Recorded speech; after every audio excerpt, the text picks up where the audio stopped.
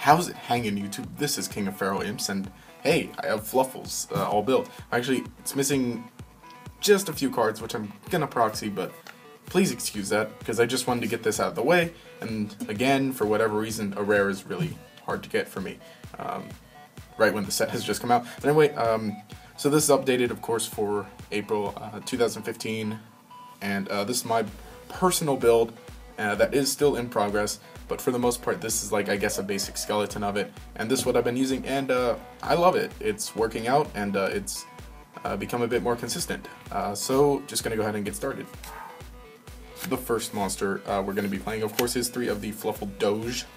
Of course, what he does, if he's normal or special summon from the hand, you go ahead and search your deck for 1 Fluffal monster or an Edge Imp Sabers. As far as Edge Imps go, it only searches the Sabers, but it's still really good because it searches out your fusion pieces, and he's a good little 1700. And of course, he's so cute because he's a Doge. Then with these searchers is 3 of the Fluffal Owl.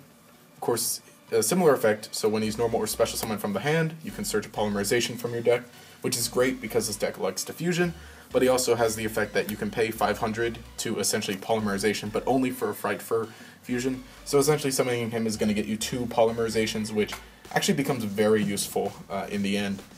Next is the new addition 3 Fluffal Sheep. Now, what Sheep does is if you control another Fluffal, you can special summon it from your hand, and also, while it's face on the field, you can bounce another Fluffal to special summon an Edge Imp monster from your graveyard, which actually helps a lot because, you know, summoning Owl, searching your poly, special this, bounce Owl, and you have a poly plus Sheep, and then your Edge Imp monster on the field, and you can go ahead and fuse from there, and then you can use Owl again later in the game. So, you know, that's it. It also, I guess it allows for rank 4 or rank 2 plays, but of course you're not really going to be Exceed summoning. Then the last of the monsters is just 1 rabbit, 1 cat, and 1 bear. Using the rabbit to recycle monsters when he's fusion summon, cat to recycle polymerizations, just in case you need to when he's fusion summon, and then bear just to make the fusion, the Fright Fur bear. And then he also you can use this effect, I guess, to set a toy pot from your deck, but not exactly. Really, that's it for the Fluffal monsters.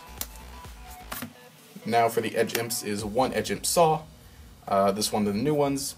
The effect is that when it's normal summoned, you can discard a Fluffal from your hand, and then draw 2 cards, and then you have to take 1 card from your hand and place it either on top or bottom of your deck. So it kind of helps with cycling through, but we're only playing 1 just for the because he's fusion material for one of the ones that we play. And I guess his effect is kind of useful if you can get it off, and then you can wombo combo with Toy Pot. Then still 2 Edge Imp Sabers, because this is what we use for Wolf, and then Tiger when he eventually comes out. He's not out yet, but of course it's basically a plague spreader, so it helps. So like I said, you can end up top decking with both of these, and make plays with Toy Pot. Yeah. And then last Edge Imp monster is 3 Edge Imp Chain. Now Chain is the good one. His effect is like mediocre. Basically, if he declares an attack, then you can go ahead and search another Edge Imp Chain from your deck. And then it's also got the effect that, it's also got the effect that when it's sent to the graveyard, you can search a Fright Fur card. So that's kind of useful. But for the most part, we're just playing 3 for consistency to make sure we get it. And then of course 2 Summoner Monks, which is my personal choice, just to make sure we search out the Edge Imp Chains, because Chain is the important one now. And that's all for monsters. Now for spells, which are the main part of the deck. 2 Dark Hole. I just want some good monster removal. Just using 2 Dark Holes, I don't know, because they match. You probably should be using a Regeki and maybe like Smashing Ground, or I just feel like 2 monster removal spells is kind of useful. Like again, this is just what I'm playing right now, but this probably should maybe be Regeki and 1 Dark Hole. You know, mix it up. Then I'm using 2 of double summons. Now, I was using Celestial Transformation before, but I said that I would switch it for double summon because so then I could summon Tour Guides. But since Tour Guide is no longer here, I don't know, I'm still using double summon because with Summoner Monk having that, and so it basically just helps you get off 2 summons. So imagine having that, then you can go ahead and summon your Doge, have your double summon, Doge will search Owl, and then Owl will search your fusion, and more than likely if you have another Edge Imp in your hand, then you can make some good play, some fusion play. Then for the fusion spells is 3 Polymerization, yes. These are fusion substitutes, but it counts as polymerization. You can play any combination of them. I actually find that I like playing at least 1 fusion substitute, just because it has that great recycle effect. But of course, polymerization does let you do from the hand.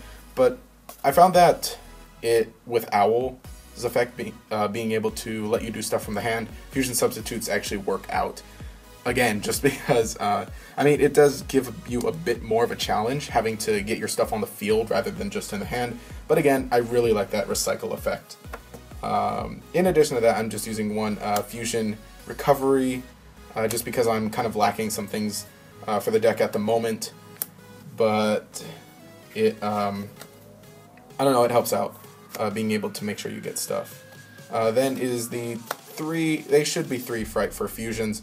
But for now they're 2 and a Fright for Factory. So what Fright for Fusion does, it's basically Miracle Fusion for Fright Furs. So some of the best plays are going Poly, fuse your stuff, and then go Fright for Fusion to banish all the stuff you just used to fuse and then basically get 2 monsters. So that is extremely useful. And then Fright for Factory is basically just another fusion thing. It lets you fuse by, but you have to pay the cost of banishing either a Polymerization or a Fright for Fusion from your grave, and if it's ever sent to the graveyard, you can add 1 of your banished Fright for Fusions back to your hand. So I kind of like it in that sense that it lets you, you get off multiples of these. Of course, you should be playing 3 of these, and then 1 of these would be fine. Probably just take up the fusion recovery for the 3rd of this. Like I said, a rare is hard to find. And speaking of hard to find rares, Fusion Conscription. Of course, I'll have a picture of this displayed somewhere, but basically what Fusion Conscription does is you reveal a fusion monster and then you can add 1 of its fusion materials from your deck to your hand, but that turn you can't really use that monster's effect or summon it. So for the most part, you're going to be using it to add, I guess, your Edge Imp Chain or your or your Edge Imp Sabers, but of course it can also, I like using it to get out, to search out like the cat and the rabbit, to go ahead and get them to recycle, and then you can continue making more plays. It just adds so much consistency to the deck, but nobody at the sneak peek wanted to trade for these, and they're hard to pull in packs, and again, nobody really wants to trade them for whatever reason. I might end up buying them online. And then the last spell, 3 Toy Pot. I bumped it up to 3 because it's actually kind of useful now, because we're playing just a lot. In addition to the sabers, there's also the saw, which help to stack the deck, and then we also have Summoner Monk. So Summoner Monk can go ahead and help us ditch that away to get the effect. So what it does, you discard a card, reveal the top, or draw the top card of your deck and reveal it. If it's a Fluffal, then you can special summon 1 card from your hand. It doesn't have to be the card that, or 1 Fluffal from your hand, but it doesn't have to be the Fluffal that you revealed. So it's actually really good. Like, let me just explain this really quickly. Say if you have Owl in your hand and you toy vendor a bear, then you can reveal bear and then end up special summoning the Owl to get the effect. Yeah, it helps with special summoning, but for the most part we use it to search. And there's another way to ditch this to the grave and end up searching off of it. It's really useful. I like it. And that's all for spells. The only other trap is 3 traps done, just to make sure everything goes off. And because you can OTK with this, especially with Fright for Fusion, you can go double wolf. And if you just bring this out, then yeah, stun your opponent. That's all for main deck. Now the extra deck isn't exactly complete and might be one of the biggest offenders, but yeah. So 3 of the, well, I have 2 of the Fright for Sheep, but I really want to bump it up to 3, and you should too. That's a Pragtail, grr. It's a really good monster. So in order to fuse and summon into it, you need an Edge Imp Chain plus just any other Fluffal monster. So that's extremely good, which is why we're playing 3 of the chain just to search it out and summon this.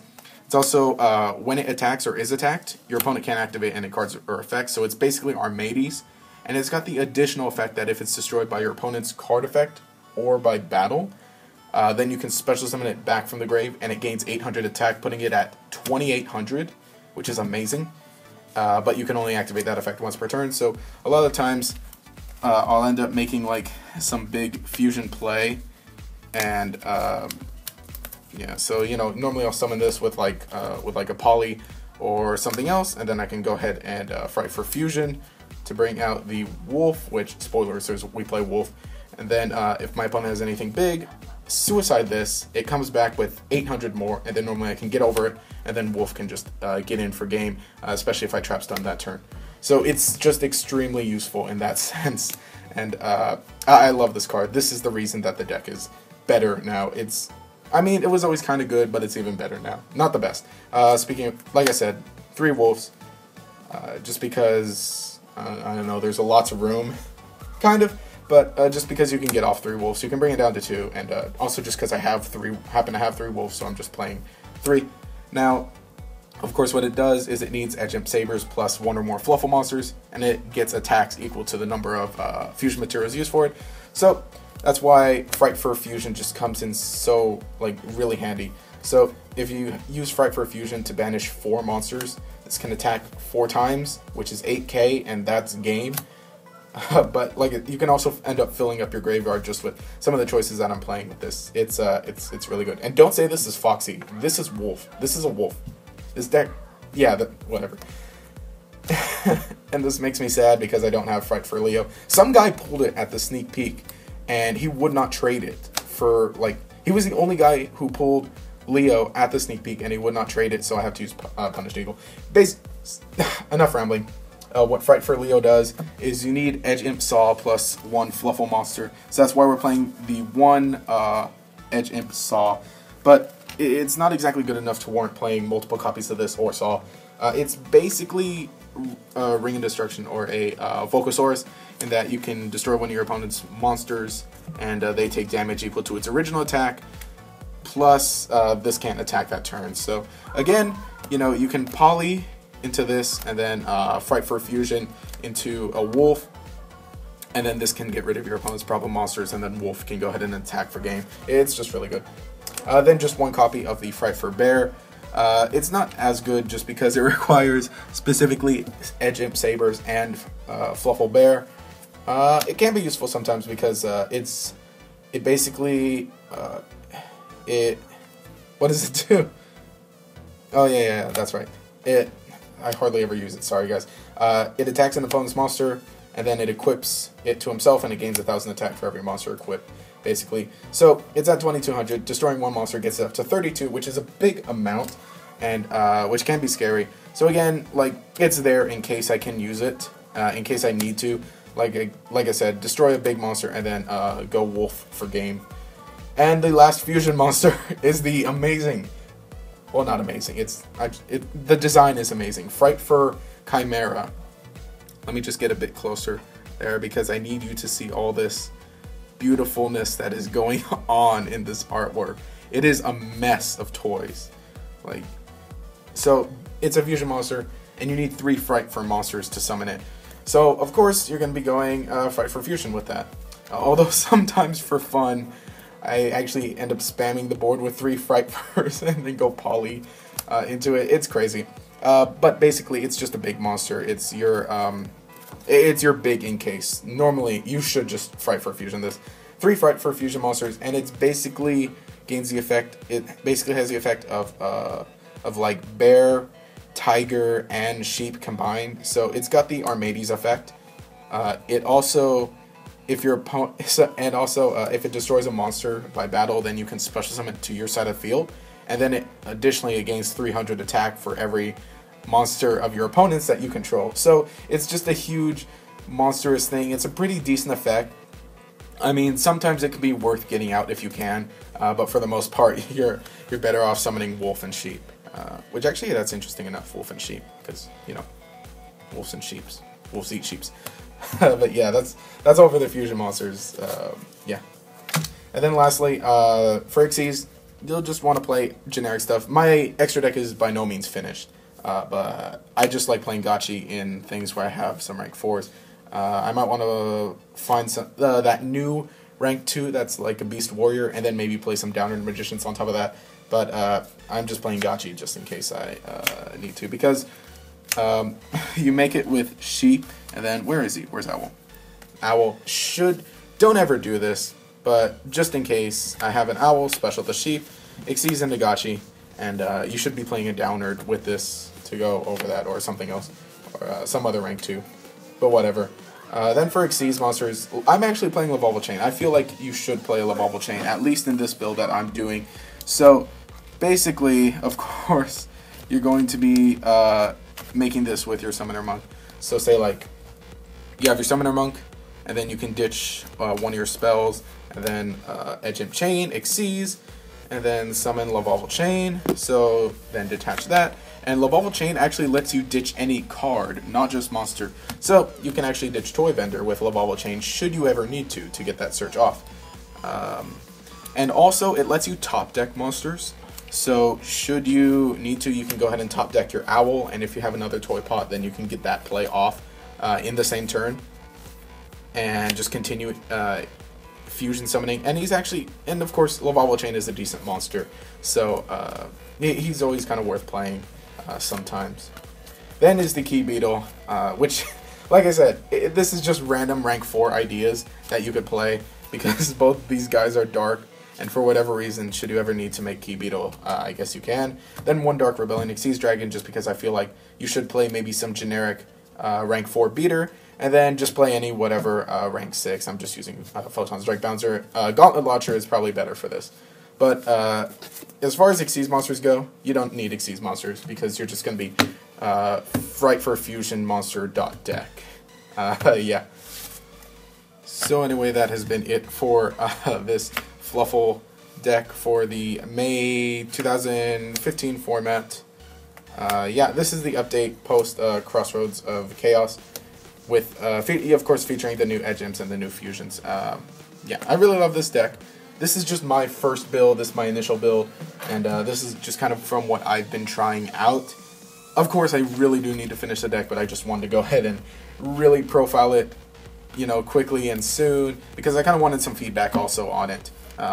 If there happen to be any other like Fluffal players out there. Although according to YouTube, I'm one of the top, but whatever. So anyway, this is just really a fun deck.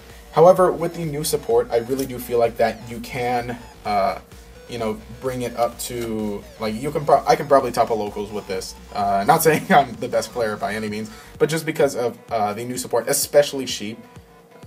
Sheep is just such an amazing card for this deck, and kind of in general. But Fluffal, not that they're more competitive, but this support just really helped them out, and I'm very glad that we finally have it. Of course, Tiger will also help make the deck much better, but this is what we have so far. So anyway, if you enjoy the content, remember to subscribe and also leave a like and a comment to show your support. Let me know what, like, if you love this deck. Of course, your suggestions, please. I really would love those. And if you have a Fluffal deck, then you can go ahead and let me know, and I'll even check it out if you post a profile or whatever. But anyway, this is just my Fluffal deck, and BT Dubs, Owl is my favorite. Let me know your favorite Fluffal. This has been King of Pharaoh Imps. Have a nice day.